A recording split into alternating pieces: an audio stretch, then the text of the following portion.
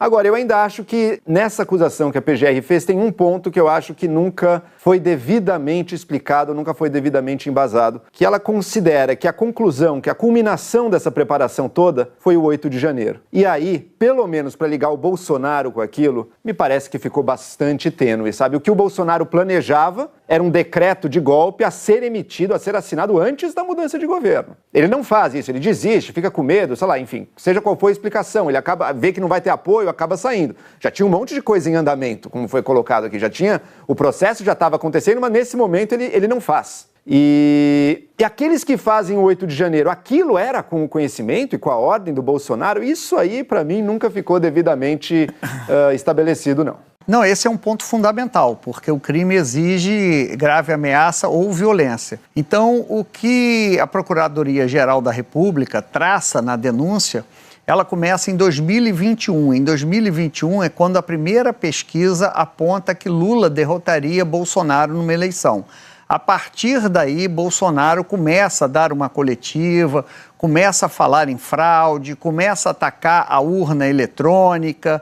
Depois, Bolsonaro incentiva ali, até mesmo pela omissão, os acampamentos na frente do Exército. Braga Neto dá a entender, esperem 48 horas, o Exército vai resolver. Ou seja, ele faz uma série de atitudes, ele toma uma série de atitudes por ação ou inação que a Procuradoria-Geral da República atribui a Bolsonaro o 8 de janeiro. Ou seja, é fato, Joel, que não há uma ordem direta, não há uma prova direta ligando Bolsonaro ou qualquer um dos réus ao 8 de janeiro. No entanto, se você tirar Bolsonaro de cena, não tem o 8 de janeiro, porque eles só estão lá por conta de tudo que Bolsonaro fez e falou.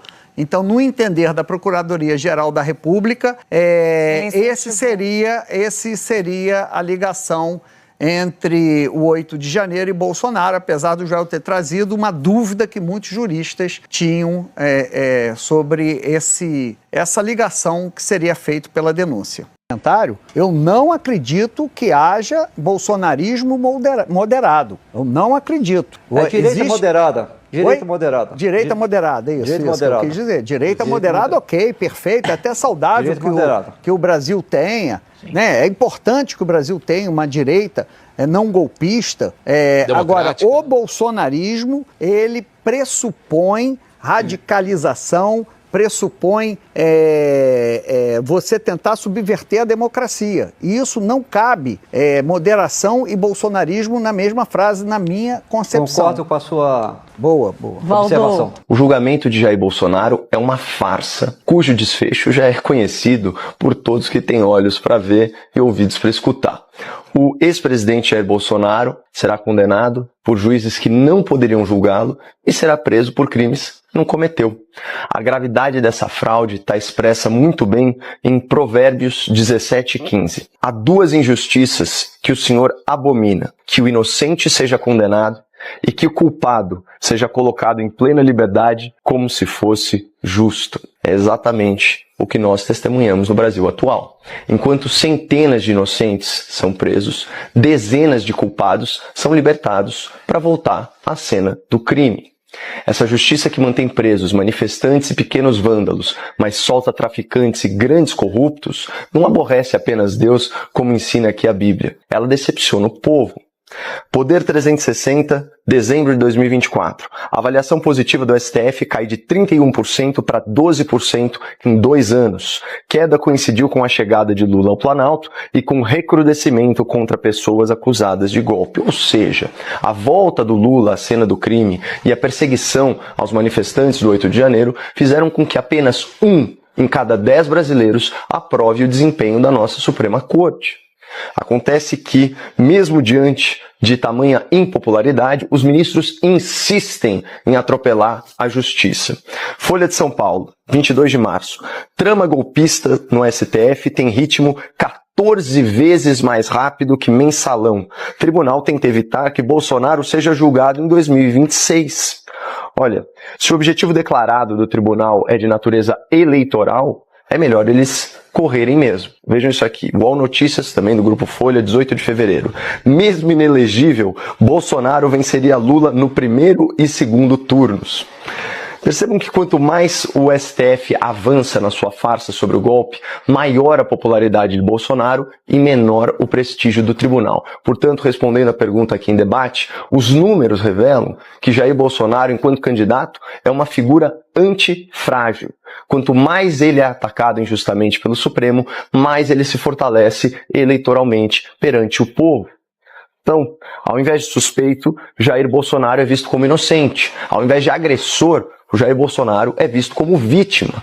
Ao invés de réu, Jair Bolsonaro é visto como perseguido. E ao invés de condenado pela justiça, Jair Bolsonaro será injustiçado pelo STF. E assim que for proferida a sua sentença, assim que for decretada a sua ordem de prisão, ele vai se tornar um mártir da liberdade, condenado aí por um verdadeiro tribunal de exceção. A verdade é que Bolsonaro foi julgado e condenado muito antes de tudo começar. Uma tentativa de golpe que não aconteceu, um crime que não existiu e acusações que ninguém consegue provar. Vale a pena acabar com a democracia sob pretexto de salvá-la? Será que não está claro que estamos avançando em cima de garantias individuais?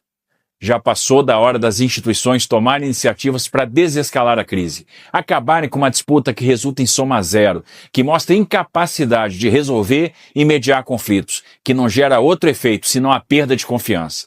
Hoje, cada um de nós brasileiros, de bem, que acredita na liberdade, na democracia e na justiça, está sendo punido também. Mas saibam, não vão calar esse movimento. Força, presidente. Estamos com você. Isso foi o governador de São Paulo, que disse que o seu primeiro ato, se for eleito presidente, vai ser assinar o indulto ao Bolsonaro. Só que esse primeiro ato, ô Megali, se ocorrer, se ele for eleito, primeiro, se ele for escolhido candidato, segundo, se for eleito, terceiro, se de fato assinar esse primeiro ato, vai ser um primeiro ato declarado nulo pelo Supremo Tribunal Federal. Eu estive em Brasília na semana passada, conversei com diversos ministros do Supremo sobre isso, inclusive, e eles me falaram exatamente isso, né? Em diversas votações, sobre 8 de janeiro, sobre outros casos de indulto, os ministros já se manifestaram que não existe indulto, Megali, para crimes contra a democracia. Isso não está na Constituição de forma explícita, porém nos votos diversos ministros já afirmaram que isso está implícito, né? Que é o óbvio, porque é considerado um crime gravíssimo, né? Em outros códigos, em outros regramentos, um dos crimes mais graves que alguém pode cometer e, portanto, não é passível de anistia, de graça ou de perdão. O próprio ministro Luiz Fux, olha que curioso, Megali, em quem os bolsonaristas apostam suas fichas, né, nesse julgamento, acham que ele vai pedir vista, que ele vai protelar, que ele vai inocentar, ou que se ele não conseguir inocentar vai diminuir penas. O próprio ministro Luiz Fux já afirmou em um outro julgamento, não existe indulto para quem quer acabar com a democracia brasileira. Então esse caminho, Megali, não existe hoje, né? Esse caminho só poderia ser aberto na seguinte circunstância, com uma mudança radical na composição do Supremo Tribunal Federal. No mandato do próximo presidente eleito, 3 ministros se aposentam, então você indica 3. No mandato seguinte, mais alguns se aposentam, e você indica e faz a maioria, você muda totalmente a composição do Supremo, imaginando que você vai colocar só juristas radicalmente bolsonaristas que apoiariam o indulto. Então, hoje, isso não existe, né? Seriam necessários 8 anos para talvez mudar a composição do Supremo para uma composição que aceitasse o indulto. Então, esse caminho está fechado hoje, né? Então, não há... se não tem nem garantia de que o próximo presidente vai ser bolsonarista, quanto mais 2 presidentes bolsonaristas seguidos para mudar o Supremo a esse ponto. Portanto, hoje o indulto, perdão, a graça, a anistia são meras ilusões, Megali, vendidas ao eleitor que poderá, né, que pensa que pode pautar o seu voto a presidente por essa questão.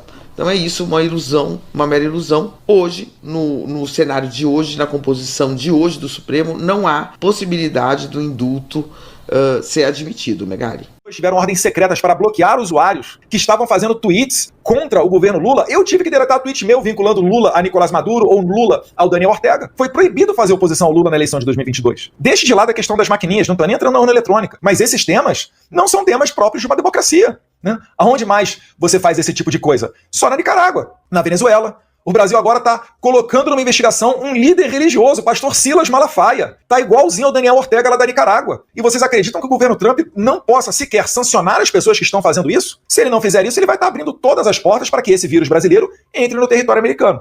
E ele já falou que ele não permitirá isso daí acontecer. Deputado, o que se coloca, né, do outro lado é que os conteúdos que foram retirados, eles estavam divulgando fake news ou discursos de ódio. Nesse caso... O que é fake news e o que é discurso de ódio, Andressa? Qual é a definição? Vamos lá, deixa o fake news de lado. Qual é a definição de discurso de ódio? Discurso de ódio é um ataque a uma instituição constituída no Brasil, por exemplo, o Supremo Tribunal Federal, em que se incita as pessoas a invadirem, a baterem num ministro, a atacarem um ministro que representa o Estado. Qual o número da lei federal está previsto lá o crime de ódio? Ou o artigo do Código Penal? Vamos só terminar com relação a fake news que o senhor perguntou. São duas questões. Uma Porque não tem definição de crime de ódio, Andressa. Ele está tirando a cabeça dele. O que é milícia digital? Vocês no Metrópole estão fazendo excelente trabalho, Andressa. Permita aqui fazer um elogio que não é rasgação de seda. Vocês têm tudo para ser aquilo que foi a Jovem Pan antes de 2022. Mas se chegar na eleição e vocês entrevistarem uma pessoa ou começarem a ter analistas políticos aqui que venham contra o Lula, ou que chamem o Lula de descondenado, ou de qualquer outro tipo de adjetivo que vocês acham qualificados, vocês podem sofrer a mesma coisa. Eu quero evitar que isso daí aconteça. É por isso que eu estou aqui tentando... Só um ponto, deputado. A gente não trabalha com... A gente não trabalha com fake news aqui, a gente trabalha com os fatos.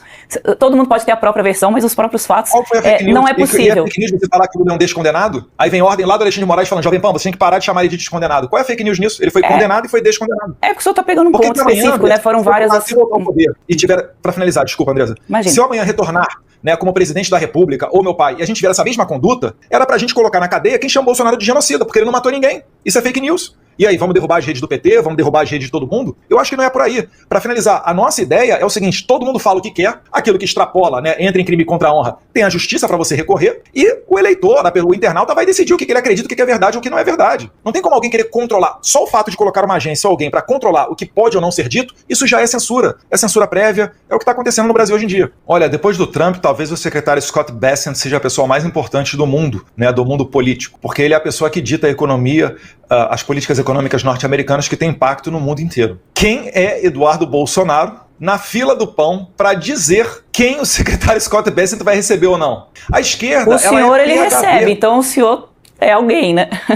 Mas eu agradeço até a deferência, Andressa, mas a questão é, eu não fico apoiando o Hamas, eu não fico, né, protegendo o crime organizado. Os Estados Unidos trouxe enviados até o Brasil para tratar desse tema, para colocar o PCC e o CV, que são organizações criminosas, como organizações terroristas. O governo Lula quis protegê-los. Só para te interromper um minutinho, para não perder aqui a questão. Tudo isso que o senhor coloca, né, do Hamas, já são coisas que são ditas há muito tempo, mas o que eu queria pontuar para o senhor esclarecer para a gente, ele devolver aí a resposta, é que havia uma conversa agendada. Por que é que essa conversa foi desagendada? Mas ele tem que perguntar para o Tesouro Americano. Né? Eu estou falando, eu não tenho controle sobre a agenda deles. É porque o senhor esteve com ele no mesmo dia, então isso deve ter entrado na conversa, né? Olha, Andressa, o que a gente conversa lá reservadamente, né, nem tudo a gente pode expor ao público. O que a gente levou foram preocupações ali com relação ao cumprimento da Lei Magnitsky. A gente utilizou, inclusive, matérias da imprensa para dar essa ciência ao secretário Scott Bessent e também à equipe dele, para dizer, olha... O senhor pediu para ele não atender o Haddad naquele dia? Andressa, só para concluir rapidamente. Então, nós levamos a ele essa ciência, né? Falamos de que se a ideia é atingir de maneira eficiente as finanças de Alexandre de Moraes, tem também que ser aplicada a Lei Magnitsky, como a própria Lei Magnitsky descreve, a sua esposa, Viviane, que dá suporte logístico e financeiro ao Alexandre de Moraes. Agora, a questão da agenda dele, é ele que vai fazer. Eu acho impressionante as pessoas, né, a todo momento criticarem, por vezes chamarem pessoas como Trump. Né? O Lula disse antes da eleição que o Trump seria a nova face do nazismo. Eu não vi o Lula pedir desculpa em momento nenhum. Então ele chama um presidente de nazista e depois reclama que aquele presidente não recebe. Isso é quase insano. É lógico que o Lula está jogando para a plateia. Ele está querendo transferir a responsabilidade do insucesso dele para alguém. Eu estou aqui nos Estados Unidos, é óbvio que eu vou ter portas abertas, porque a gente compartilha da mesma visão de mundo, né, do atual governo Trump. E então, é isso daí basicamente que está acontecendo. E o governo brasileiro é que não se dá o respeito. Tanto não se dá o respeito que na reunião dos BRICS no Brasil não vieram, né, o Xi Jinping da China e nem o Putin da Rússia. Nem dentre os próprios aliados o governo Lula tem moral. Isso é um resultado patente do fracasso dessa política internacional da administração Lula, que é liderada pelo Celso Amorim.